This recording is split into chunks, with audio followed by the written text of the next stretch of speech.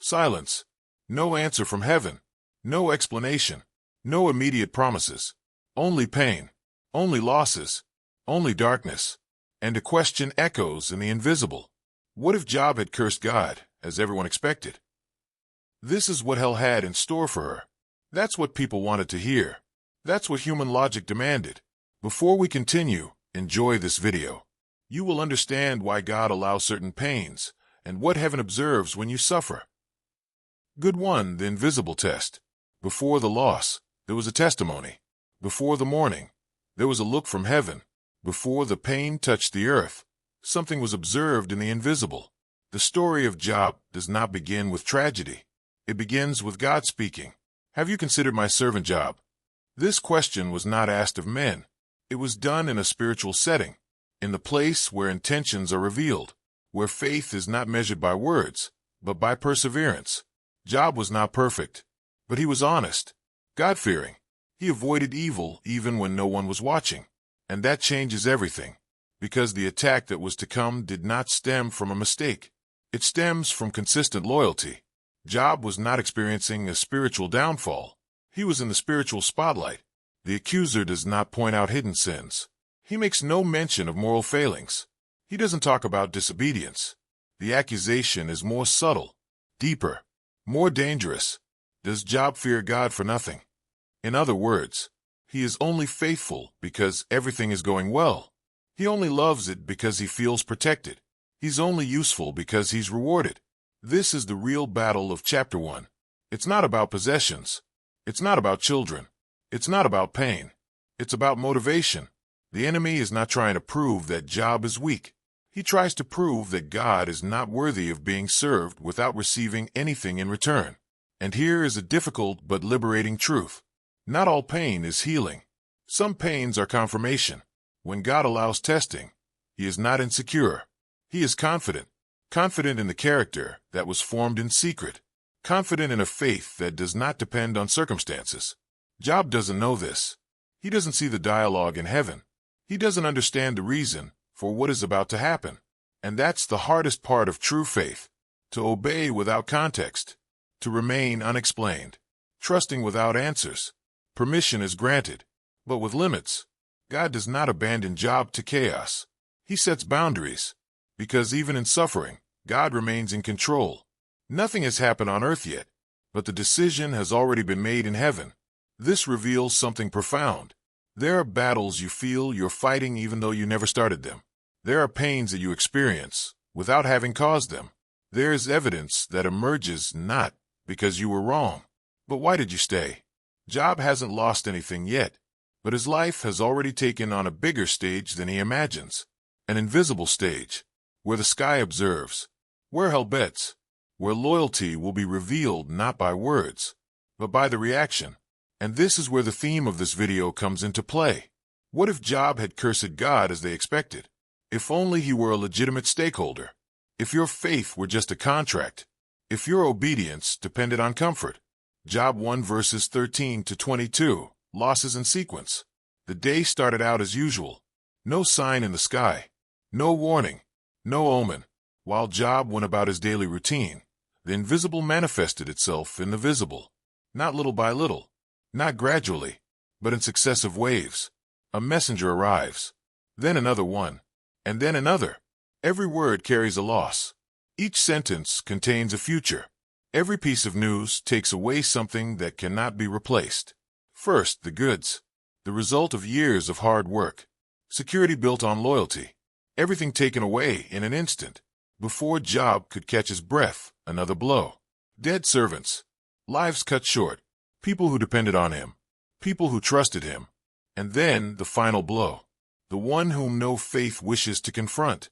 Your children. The jig is up. The laughter stopped. Tomorrow was buried along with them. Here, the Bible does not romanticize pain. It doesn't soften the impact. Don't hasten the grieving process. Good morning. Good driver. Good quality coat. Job shaves his head, because true faith does not negate pain. It simply prevents pain from turning into blasphemy. The text says that Job falls to the ground, but he doesn't fall spiritually. He prostrates himself, not in rebellion, but in reverence. Naked I came from my mother's womb, and naked I will return there. The Lord gave, and the Lord has taken away. Blessed be the name of the Lord. This phrase doesn't stem from coldness. It stems from profound understanding. Job is not saying that it doesn't hurt. He is saying that God remains God even when it hurts. Here's the shock. The enemy relied on shouting. Heaven received adoration. The world was expecting a curse. God has received an eternal declaration. Job's faith was not tested when he had everything. It was revealed when everything was taken from her. And this directly confronts our generation. A faith that only works when there is an answer. A form of worship conditioned on results. A spirituality that breaks at the first silence of God. Job did not bargain with heaven. He demanded no explanations. He made no spiritual threats. He acknowledged a harsh but liberating truth. God doesn't stop being good when life becomes bitter. The text makes a point of stating, in all this, Job did not sin, nor did he charge God with wrongdoing. This sentence is not just a detail. It is a testimony before heaven. This confirms that loyalty can survive collapse. Everything fell apart. Everything was taken. Everything disappeared. Except for faith. Because when faith is built into character, it doesn't depend on circumstances to exist. Job's suffering did not end here. But something had already been decided. If pain was a battlefield, Job had just won the first war. And without realizing it, his silent response was echoing into eternity. Because there are times when God doesn't move immediately. Not because he is distant, but because he is bearing witness. And when everything falls apart, the sky watches intently. What remains? Job 2, sickness and fatal suggestion. If everything had ended with external losses, the pain would already be unbearable. But Job's ordeal had not yet reached its deepest point, because now suffering would no longer be merely circumstantial. It would become personal, physical, daily. Job is afflicted from head to toe. Your body becomes a field of affliction, open wounds, constant itching, continuous pain. There's no rest. There's no relief. There's no pause. The man who was once respected now sits on ashes. The leader isolates himself. The righteous are avoided. The body that once supported a family can now barely hold itself up. Here we learn something essential. There are pains that don't attack what we have. They attack who we are. Job loses more than just his health. He loses his dignity, image, strength, identity. And it is in this scenario that the most dangerous voice in all of history emerges. It doesn't come from heaven.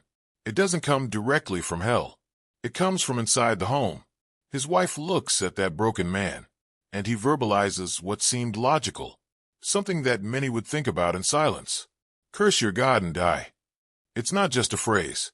It's a proposal, a shortcut, an attempt to end suffering through a spiritual breakthrough. She is not asking him to deny God. Tell him to blame God. Because when pain has no meaning, she tries to find someone to blame. This suggestion reveals a harsh truth. Not all temptation comes with an appearance of evil. Some come packaged as a solution. The pain screams. The body is begging. Human logic agrees. But Job understands something that many do not realize. Cursing God wouldn't ease the pain. It would only make it empty. Your answer is simple. No complicated theology. Without religious discourse. Shall we indeed accept good from God? And shall we not accept evil? Job is not calling evil good. He is acknowledging that God remains sovereign, even when life makes no sense. Here's the key point. Job's faithfulness was not broken by pain, but it was tested by the interpretation of pain. The illness did not destroy his faith. The suggestion could almost be correct, because the greatest battle doesn't take place in the body. It happens in the mind, in the heart, in the way we interpret God's silence. Job could have said what everyone expected. He could have ended the story there. He could have sided with the accuser. But he chooses something higher, more difficult, quieter. He chooses not to break with God in the midst of his pain. The text makes it clear. In all this, Job did not sin with his lips. This means there was internal conflict. There was tension. There was emotional distress. But there was no blasphemy. Job's faithfulness is now more than just endurance. It is spiritual maturity. He doesn't understand what's happening, but understand who God is. And when that conviction remains, pain does not become the owner of the narrative. The test is not over yet, but something essential was preserved. The voice of pain did not win. The voice of human logic did not prevail. The voice of the prosecution did not prevail. Because when all the other voices speak, true faith learns to remain silent, without abandoning God, revelation, restoration, and eternal legacy. If Job had cursed God, the story would have ended early, without explanation, no disclosure, no future.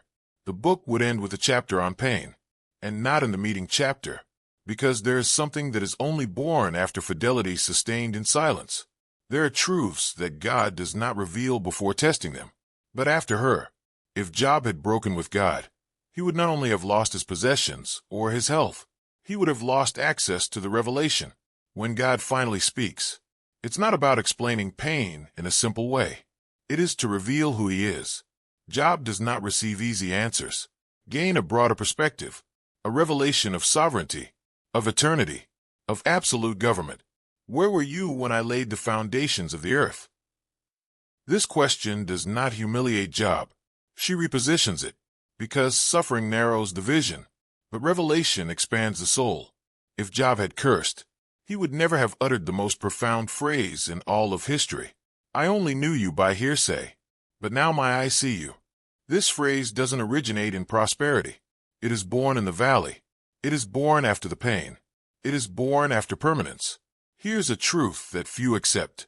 There are levels of knowledge of God, which can only be accessed after the exam, not because God is cruel, but because pain removes distractions, shatters illusions.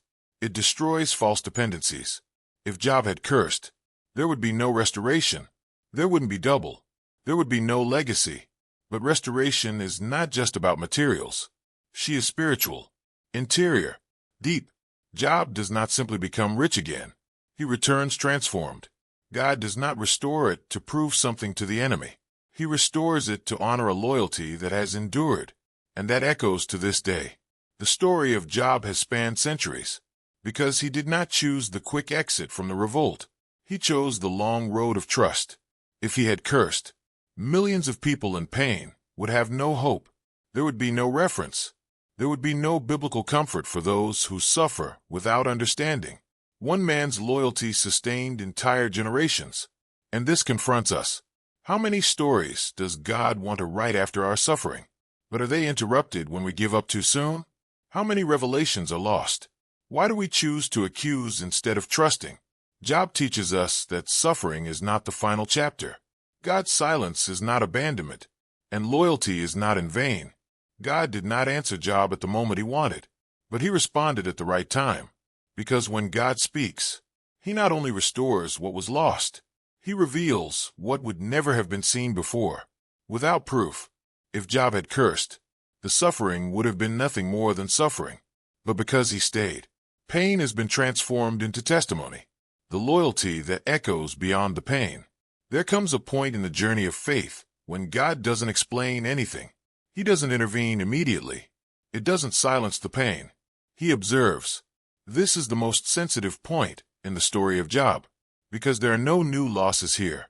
There are no additional illnesses. There are no visible attacks. There is only time, silence, and the waiting. Good remains alive, injured, tired, confused, and that often is harder than dying, because living without answers requires a deeper faith than facing pain with explanations.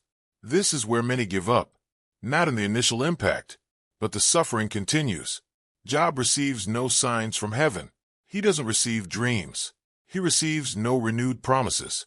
He receives equal days off, long nights, and questions with no answer. And even so, he remains. This permanence is not passive. It's painful. It is full of internal conflicts. It is characterized by sincere questioning. But there is something Job does not do. It doesn't break. He speaks. He is crying. He questions it. But do not abandon God. Here's a truth that few understand. God does not demand emotional silence. He demands relational loyalty. Job does not feign strength. He doesn't spiritualize pain. He simply refuses to leave God's presence. And this teaches us something profound. Faith is not the absence of crisis. It is a refusal to abandon God during a crisis. While Job remains, something is being built. It wasn't. Within, the weight deepens. Delay brings maturity. Silence reveals intentions. When God finally speaks, Job is no longer the same man he was at the beginning. Not because he suffered more, but because he learned to trust without control. And here is the final point that closes the whole story. God was not absent when he seemed silent. He was creating something eternal. Job's faithfulness changed more than just his destiny. It changed the way suffering is understood in faith. Today, when someone suffers without understanding why, the name Job appears as a reference, as a consolation, as proof that staying is worthwhile. If Job had cursed, the silence would have been nothing more than abandonment. But because he stayed, silence became preparation. God sees more than our words. He observes our decisions when no one is explaining anything. And in the end, the question that echoes isn't just about Job. It's about us. Who do we stand with when God doesn't answer? Who do we become when the pain doesn't go away? What do we choose when faith is not rewarded immediately? Because some stories only come to an end when someone decides not to give up halfway through. And silent loyalty. This one never goes unnoticed in the sky. But before the loss, before the pain, before the ashes, Job had already overcome something far greater. He had already decided, without knowing it, that God was worthy, not because of what it gave, but because of who he is. And when faith reaches that level, the attack never begins on land.